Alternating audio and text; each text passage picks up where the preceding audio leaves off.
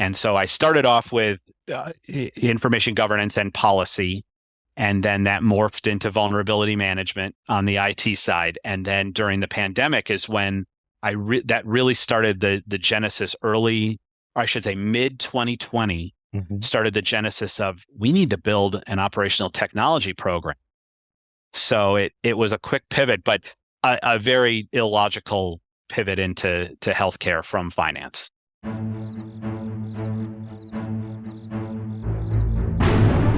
Welcome to the Risk Never Sleeps podcast, in which we learn about the people that are on the front lines delivering and protecting patient care.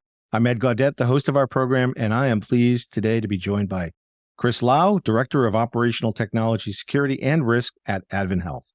Welcome, Chris. Good to be here. How are you today? I'm fantastic. Excellent. How are excellent. you? Great. So you've got a really interesting background. You were a financial analyst before moving into healthcare. Take our listeners through your journey into healthcare. Sure. So I, as you said, I have a really diverse background. I'm not a technologist by trade. I started my career after college in banking and financial services. So business operations, then moving into finance. Then I pivoted from that as it got old, asset management and finance, into project management. From there, information governance, and then transitioned. Really, that was the start of my journey into cybersecurity, was data and information governance, and then operational risk. So I came in to cybersecurity from the business side via risk. So I'm not going to code my way out of a wet paper bag. It's a different perspective that I bring, because I'm looking at things from the business perspective.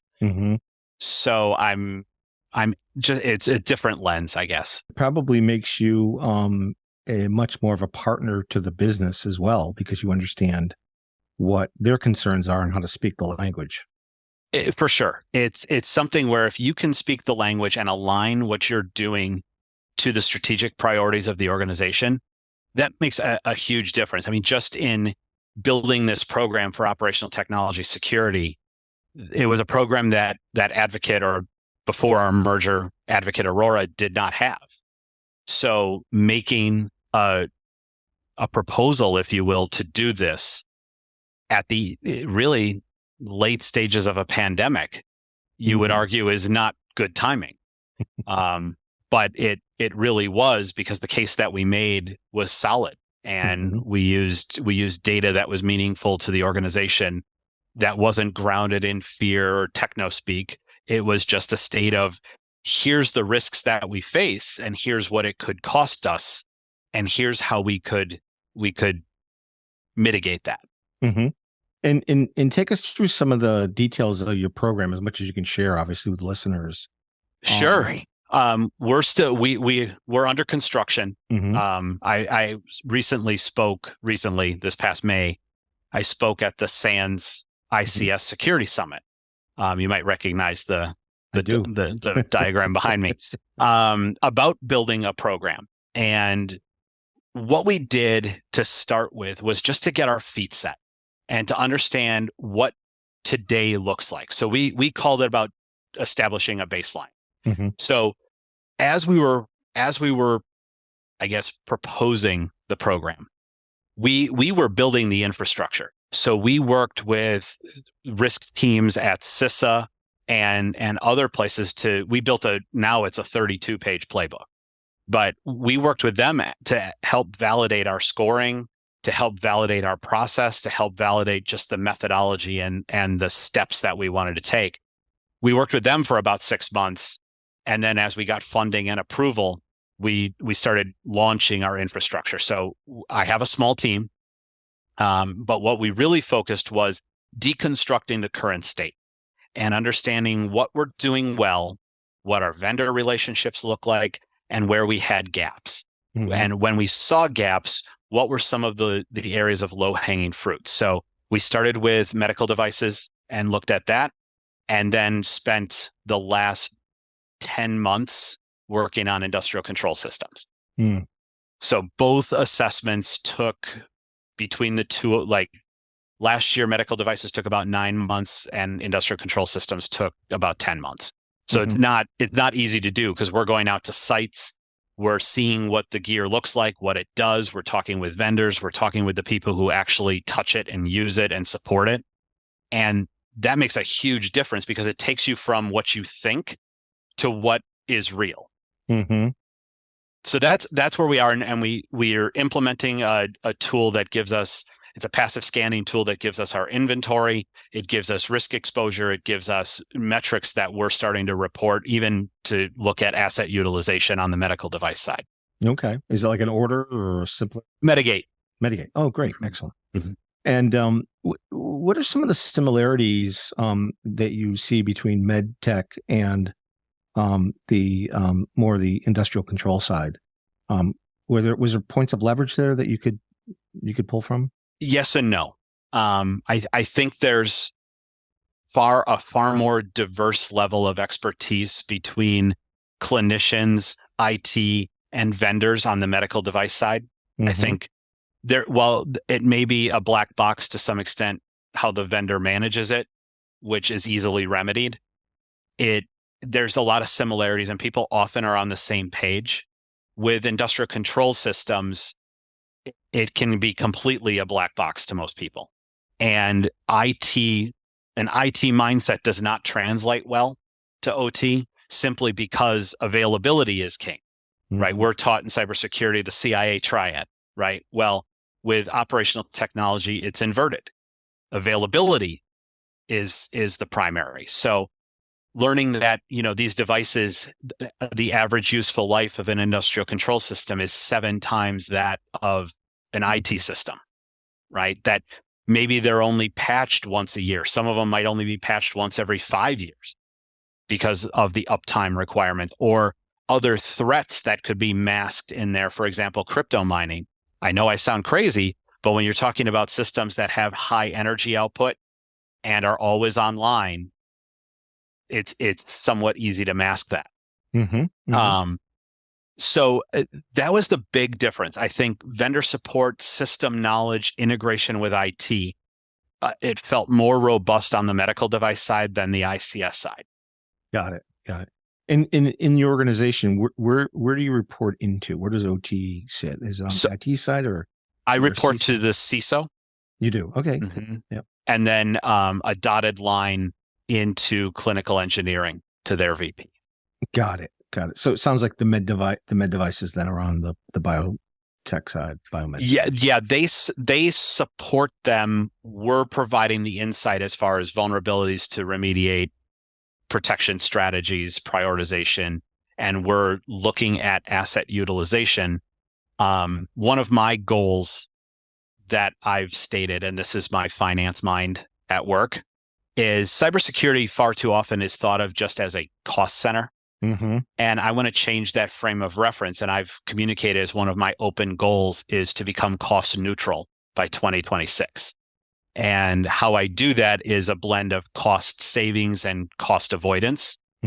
And the biggest pole in the tent to do that is asset utilization, because you can basically kill 3 birds with 1 stone in that you can avoid lengthy or costly support contracts. If it's underutilized, it may or may not be supported, presenting a risk to your environment. And then you're also losing out on, from a cash perspective, you're paying for parts, for maintenance, for other types of support that you don't necessarily need. So if you start eliminating those, you eliminate the financial burden and you eliminate the resource constraints, because those same resources can now be redeployed in more valuable areas. And then you also eliminate the risk. Yeah, that's well said. So, coming out of with the financial background, how did you get into healthcare? How did you actually? Totally by accident. Yeah. It's literally totally by accident.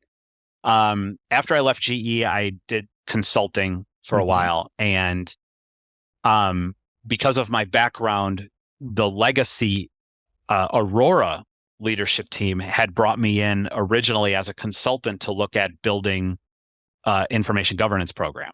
and PCI and what it would take to better manage that data. And then the merger with Advocate happened, and I was about done. And then they looked at what it would take to keep me on.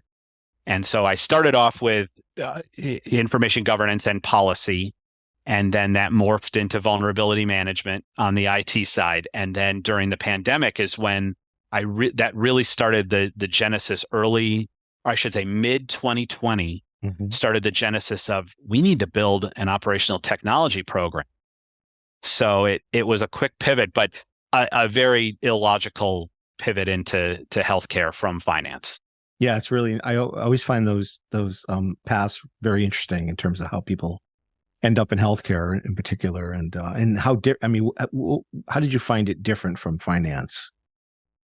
Much different pace. The regulatory side is similar, right? That it's a different group, but you're bound by the same principles, right?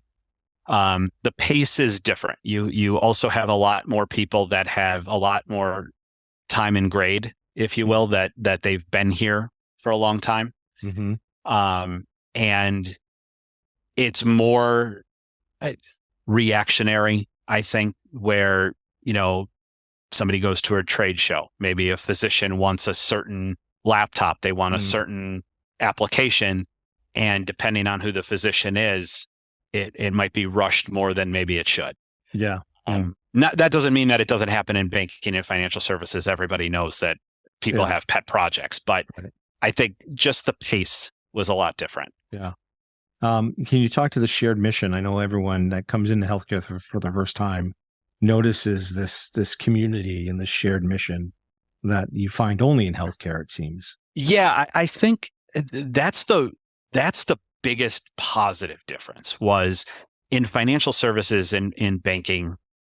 You very much feel like everybody's out for themselves. And if you ever watched the movie The Big Short, or read the book, and you lived through the financial crisis, there is a lot of that. Where in healthcare, I think people genuinely want to do the right thing and take care of patients, because at one time or another, I would argue we all see ourselves there, or we all see our spouse or our kids or our parents. And I think it's that shared experience that makes us want to more do the right thing. We may have speed bumps. We may make some silly decisions along the right way, but the end game, the end goal is genuine. Yeah. Yeah. Well said. What you talked about some of your priorities. What are some of your other top priorities over the next 24 months? Every year we do strategic planning at my team, and I break it out because I have vulnerability management on an enterprise level. And then I have the OT security team. And then I'm also building up a legacy IT risk team, which is dealing with all the things. So I work, just a little bit of background. When I say banking and financial services, I was 16 years in GE Capital. And so mergers and acquisitions was called Tuesday for us. And it just was. And so looking at all of that stuff that's left behind. Yeah. That people don't, you move through and you integrate as much as you can. And then that stuff that rolls off, it doesn't always go anywhere. And that presents a risk. So that's my new project. Well, I like to have a lot of things going on, apparently. But for vulnerability management, transitioning to more risk-based vulnerability management.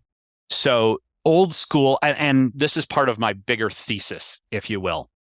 We're at a crossroads, I think, in cybersecurity, and I admit I'm a newbie, right? I've only been in it for about a decade. Well, it gives you perspective too. I think so, and I think we're at a crossroads where we have the old school versus the new school, and the old school mindset of prevention and detection and patching every vulnerability is good, but firewalls and endpoint protection aren't going to save us anymore. Right. Our adversaries are very quick to adapt. They share information far better than the good guys do. I mean, we break out the party hats for some of these. You mentioned, some of the joint groups at higher levels.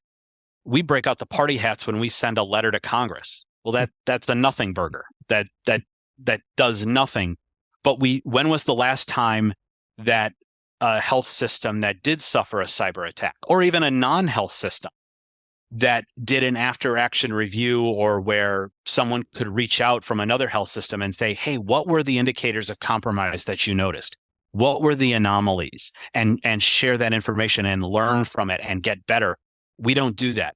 Vendors are quick to sell us products, but they're not helping us improve our security posture. They're after our wallet.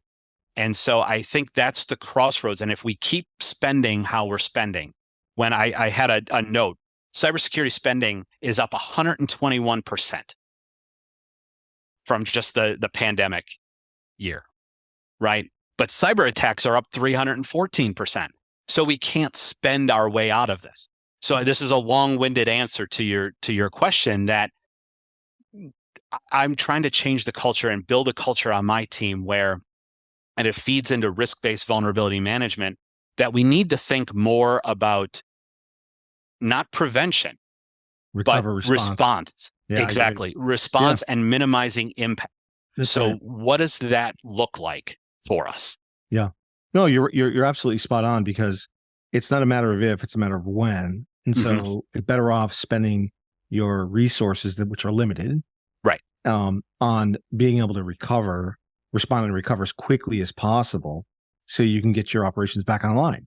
Exactly. Because without that, you're dead, right? You're dead. Exactly. And it starts with knowing what you have, where it is, and I would add a third, how it's used. Right? What it's connected to, what's the actual purpose versus what people are using it for. And so prioritizing, we can remediate all the CVSS 10 vulnerabilities all day long. So we can lock the windows, right? But if we have default credentials all over the place, we just left the garage door open. So we didn't help ourselves, but we made it easier for the attackers. And it's just a different mindset, right? What I've said to my team is, we often fancy thinking of cybersecurity as a game of chess. We're trying to outwit our opponent, and I would submit that it's actually more like poker, because we're making imperfect decisions with missing information, where in chess you pretty much know all of the information. And the other aspect of it is, taking that imperfect information, but using history and past performance as a data point, but not as a guarantee. It's like if I asked you, have you ever crossed the street on a red light? Have you? Of course, yeah. Of course, all of us did. Did you get hit? No. Did you get a ticket? No.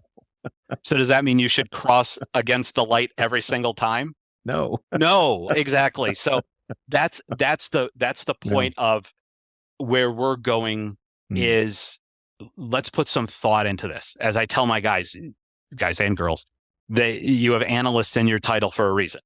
Let's look at this and let's figure out where the biggest bang for our buck, where our focus is. So risk-based vulnerability management, definitely. Asset inventory and profiling on the OT side. What do we have? Where is it? And what does it do?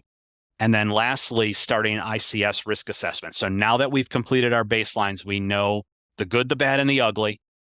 Now we want to start deconstructing our biggest footprint by vendor exposure, or those systems that could have the greatest impact on our mission. What percentage of your asset are OT related versus med? It's maybe 40%. Okay. All right. Total. I was going to say around 30, but yeah.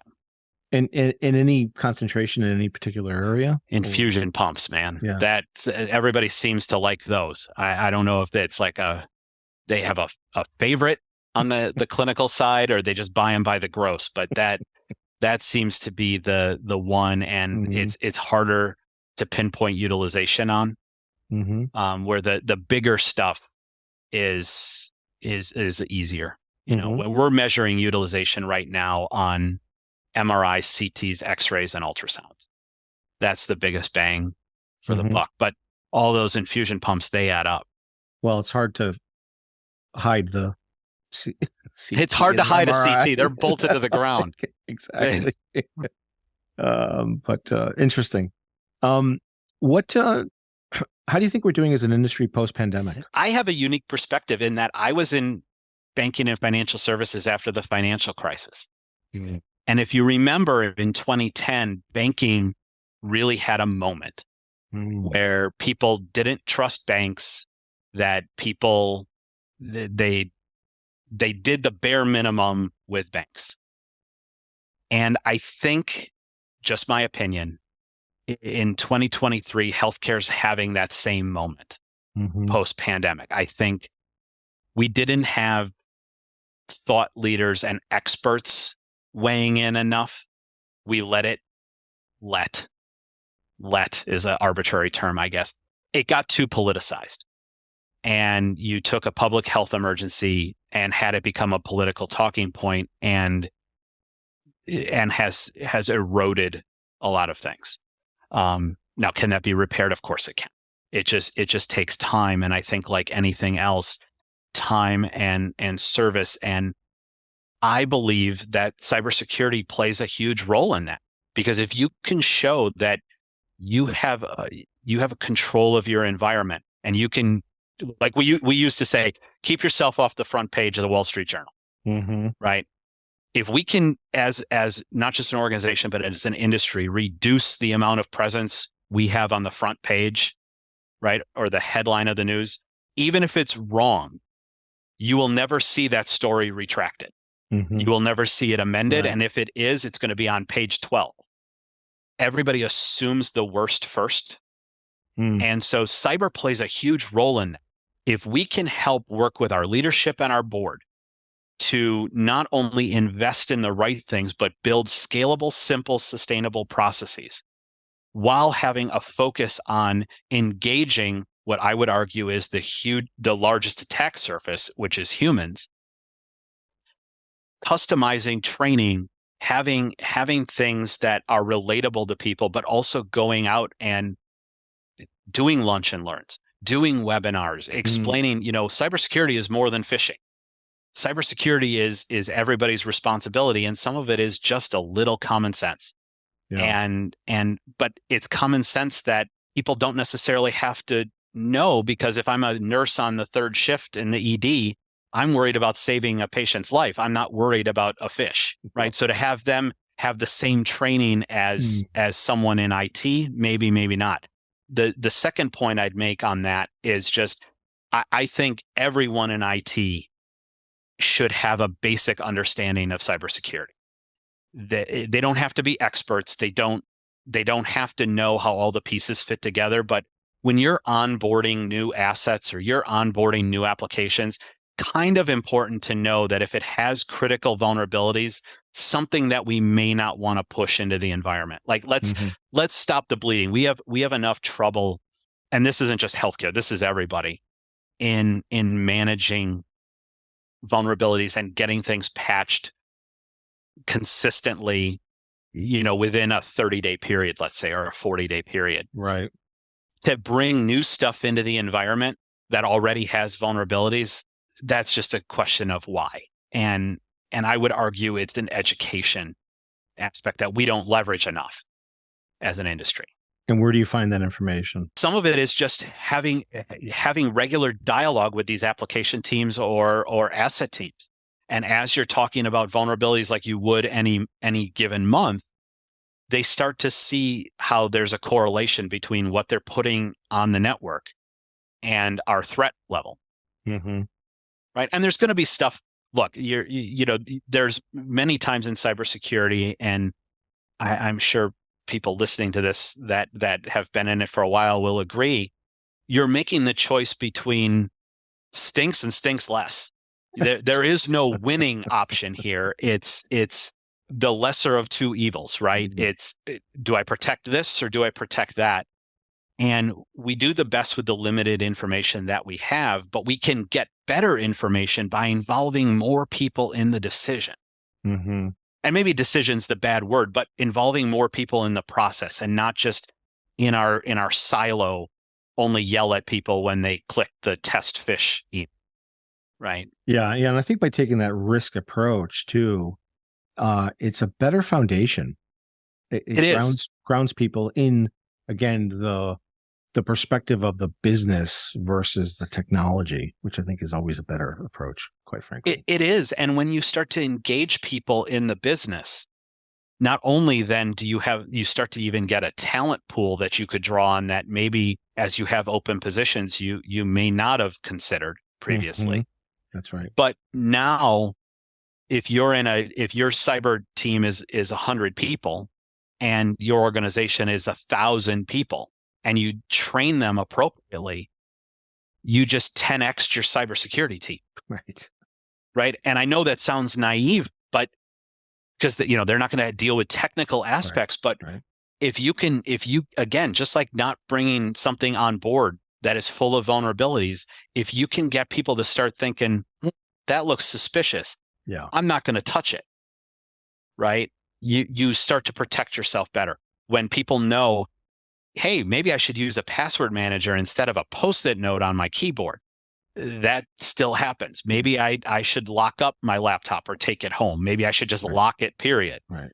Those kinds of things. Or Chris never sends me a text like this.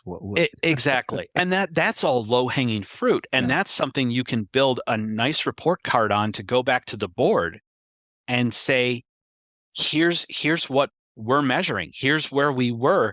When we talk metrics, even just in vulnerability, my predecessor measured total vulnerabilities. That's a worthless metric because it can go up or down. Why did it go up or down month over month? Don't know. It just did.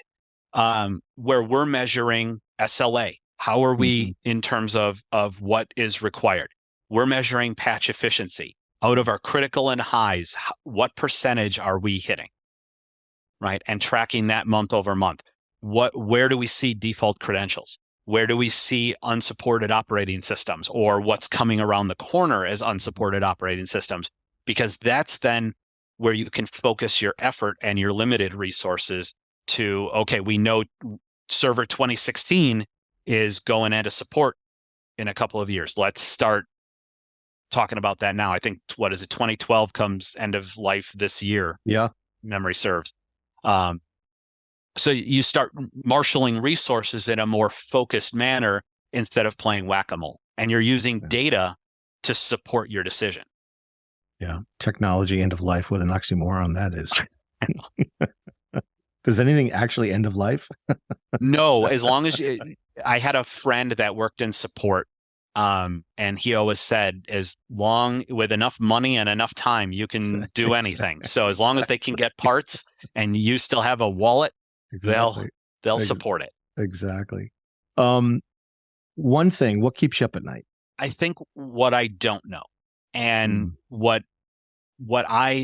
this is just a development need on my side, is I try to go in with a bulldozer, and I have my priorities and I limit them purposely to 3. I see all the things that I want to tackle, and I start to think about how I can do that. And I wouldn't say it's a specific threat that keeps me up, because I would argue there's no one threat that is greater than the other, but it's the unknown. Yeah. And to some extent, it's that known unknown that we know we have stuff out there. We know what it does, but we don't know anything about it. Yeah. And we don't really understand the blast impact that something could have, right? That's the most concerning thing. Like Log4j was sort of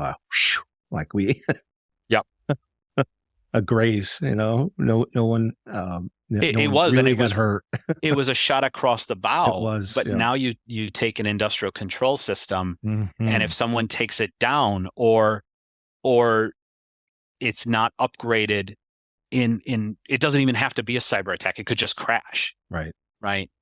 Now you're talking about that facility being shut down. And if that facility is shut down, now you're talking about patient impact. You're talking about reputational damage and risk and financial impact. If you take a facility, again, I'm just using round, even numbers, right? If you take a facility that has $1 million a day, and it takes 45 days to get that back online, you just lost $45 million publicly. Yeah. Yeah. Not to mention the reputational Which damage. is what happened in San Diego, what happened in Vermont, right? Yep. And we read about these incidents and your point you made about staying off of the front cover of Wall Street Journal, I was thinking about, well, if you did have an event and you could actually say you recovered it in less than a day, maybe that's actually a good thing to be. That would be a good thing. That would be a good thing. And I think we could make better strides if we worked as a community and as a team to analyze events, to analyze data, leverage best practices, and work together. The bad guys have no problem doing it. Oh, they're doing it. They figured it out. They've got this notion of microservices. Yep. But the good guys, we don't want to talk to each other. It's a lot more difficult. We're making progress. I mean, there's definitely progress being made, but you're right. It's too slow. Like, we need to go faster because they're on to the next thing. They're thinking about the next thing. Right. It's like every vendor that tells me, oh, well, this is AI. We have AI. And my first response is always, so do the bad guys. So now how does this protect me better? Well, I would be concerned about someone telling you have AI too. Where's the AI being hosted? Like, the thing that people don't realize is, like, you don't have your own personal model that you're hosting yourself. You're leveraging a public hosting facility, which is exactly a security risk. It's a problem, right? So until we figure out how to solve for that problem, general use of AI at the security level is going to be challenging. And I fully admit, I have my tinfoil hat on with respect to AI. Maybe I watched The Terminator too many times. I don't know. Oh, there's some really great use cases there that are available. Our biggest challenge is we look at it internally as the security model of it. It's like, it's great that you leverage it, but at what risk? Exactly. And will customers actually buy off on that? Exactly. And sign off on that, right? So that's it's one of those things, I think, just because you can, should you? Right. Exactly. Yeah. Yeah. So it'll get fixed. It's rapidly changing. I mean, the progress AI's made over just the last 6 months is it's incredible. It has. My consternation is the same groups that have given us the condition that we now deal with a lot of not just technology flaws, but things that, honestly, I'm looking at you, social media, that haven't made the world better. Those are the same companies that are working on AI. And I think that's where I get a little bit nervous that, are they going to do the right thing with this and make it a powerful tool, or are they going to make it for profit? Time will tell. They're going to make it for profit. There's no question. As you know, absolutely. That was an easy question. I'm a silly optimist in that I'd like to believe that if you benefited the whole on a large scale, you'd make more profit than if you benefited a few in the short term. Yeah. But I'm naive. Yeah. Well, there's a lot of scary things going on, and it all starts with the phone. It also anybody with a teenager will tell you everything bad starts with the phone. That is the root of all evil right now, is the phone. And I mean, half of the things people don't understand. That phone is still listening when the power's turned off, and I don't think a lot of people understand. I had a really freaky thing happen. I was just on vacation, and I was walking by this particular boat. It's a very unique boat style, whatever. And I didn't talk about it with anybody. I just happened to stop and stare at it and look at it and admire it and check it out. And do you know, within 4 hours, I got an ad served to me for that boat. Now, wow. I didn't talk to anybody about it. I didn't even mention the name. I was just in front of a boat of that make and model. And it was, now you could say, well, that was a coincidence. And, you've looked at other boats, and so maybe they just happened to be. I don't believe in coincidences. It was so weird so they had my location.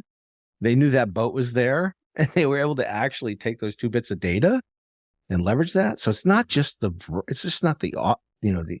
audio that they're mining. They're mining location. They're mining the combination of data points within location. It's quite scary. Yeah, it's everything. I mean, it's even when you look at data security, I would argue you almost need to start by assuming your data is already out there. Right. Exactly. Yeah. Right. Now, how do you contain the blast radius? Because they're not going to come back multiple times for data. Yeah. Right. They're going to come back for more damage. So how do you build a moat around your critical infrastructure? Yeah. And prioritize availability, like you said earlier. That is, what confidentiality used to be 20 years ago. Right. Right. And, right. And there's a bigger impact, right? It's like, when I started up Censinet, it was like we were starting to see the beginning of the impact of ransomware back in 2016. And I thought to myself, wow, nobody died when data was stolen. Right. This is going to be a much bigger impact to health systems because they're going to shut down, divert care, cause real issues. And that's effectively what's been happening with ransomware. Mm-hmm. And so I do think it's that availability that should be the focus on everyone's strategic plan. How do we maintain that availability, ensure we don't go down? Well, and building a strategic plan to that point of assuming, start with the scenario that you had a ransomware attack and now work backwards. Right. Think like an attacker. What would you go after first? Right. Okay. Well, they're going to encrypt backups first. So make sure you have offline up-to-date backups. Make sure you have a clean network. I understand that's not cheap to set up. Yeah. But if you start with, and that's earlier I talked about that intersection of old school and new school. I was recently at Pearl Harbor, and if you've been, they have a film, and not too dissimilar to what you see in school, right? High school history class, right? Mm-hmm. But at that time in 1941, from a military perspective, they were also at a crossroads. You had the commanding officers of the Pacific Fleet that were World War I veterans, and they believed in ground forces and big battleships, and they were worried about espionage, and they didn't trust radar. It was still newer, to be fair, and discounted junior officers that said, the aircraft carriers and aircraft that's the future. Mm-hmm. Right. And Pearl Harbor, was a tragedy, but some things where you think just unforced errors, they parked the planes tip to tip mm-hmm. on the airfield, making it easy for the Japanese to bomb it. And I couldn't help but draw some of the parallel to cybersecurity, right? That we continue to try to do that the old ways without thinking, wow, what if that does happen?